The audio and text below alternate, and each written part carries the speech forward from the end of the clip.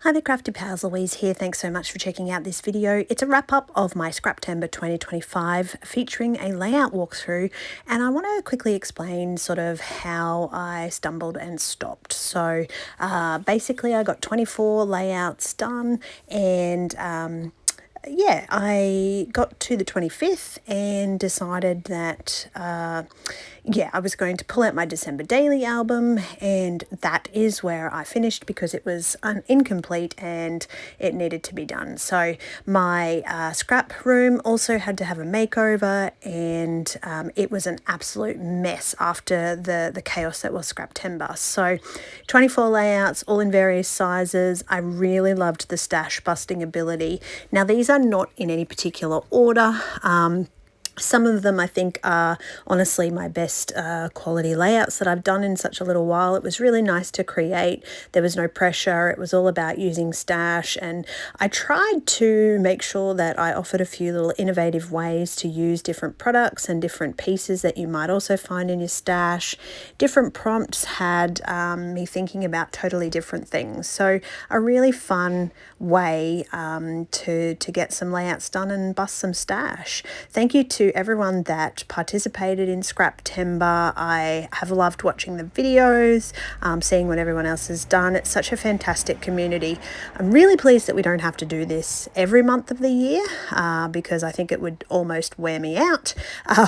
But certainly, yes, once a year, filling our September, our spring month in Australia with layouts has really, made me feel good about crafting, and I've thoroughly enjoyed it. So having a walkthrough, some of these you may have seen, some of them a little bit unfinished, some I started, so the double page just made it up, and then there's a little extra one in here which is actually the circles prompt, and I decided I was going to add stitching, but I haven't had time to sit down and do any stitching, so it is incomplete, but that's essentially, once I stitch that background, what that one will actually look like. All right, a little look at my craft room disaster. There is stuff everywhere, so I am going to go through and give that a bit of a clean up and share a new picture soon. But I also wanted to give you a bit of a flick through of my December daily album. So this is actually the 10th year of me doing December daily.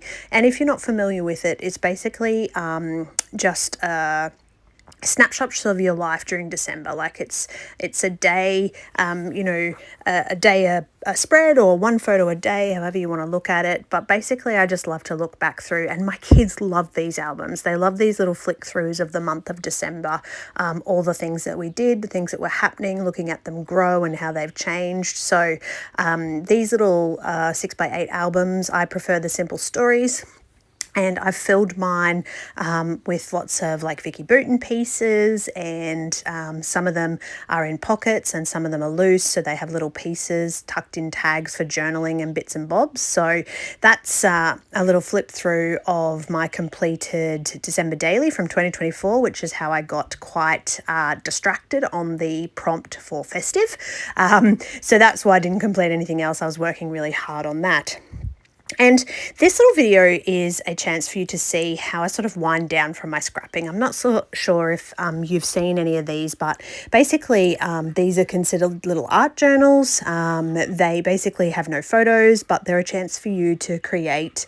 And in my case, I love to use them because they're like pretty things. So they're stickers and little word sayings, and you can use all the same techniques and products that you have from your scrapbooking, but you get to make these really interesting sort of layered backgrounds and use lots of florals and pretty words and things that maybe don't fit your scrapbooking. So in between, creativity, I will actually pull out one of these little journals. You'll see, I'll do a different walkthrough on another day, but you'll see this little journal that I'm working through now. It's just filled with different types of layouts, different colors, different sayings, different words, different pieces. I like to use frames, and as you can see, most of these are stickers. So some of these I get online, different places, different scrapbook supplies. I like to use frames. You see, I'm going to pull out a frame very shortly. I didn't come up with this. This has been around for a little while, but it's the type of journaling that I find quite soothing and therapeutic. So if I'm not scrapping, I just sit and create one of these little spreads. And I mean, it's completely useless. The book has no purpose and no point. It's not memory keeping, but it really is just for therapy and fun. And I actually really enjoy flicking through it. I showed another craft lady with this a little while ago, and she just adored it. She just loved it. It was, yeah, like you say, serves no purpose except to be a pretty thing, which in my world I enjoy. So that's why I make these little art journals. But essentially it's just layering, stickers, little bits and pieces. I do love these sticker books. You can see I've got quite a collection there of like florals and little cutouts. So this is just a bit of a therapy for me in terms of yeah, something to create when I'm not under pressure to create a layout. And that's how I wind down from Scraptember.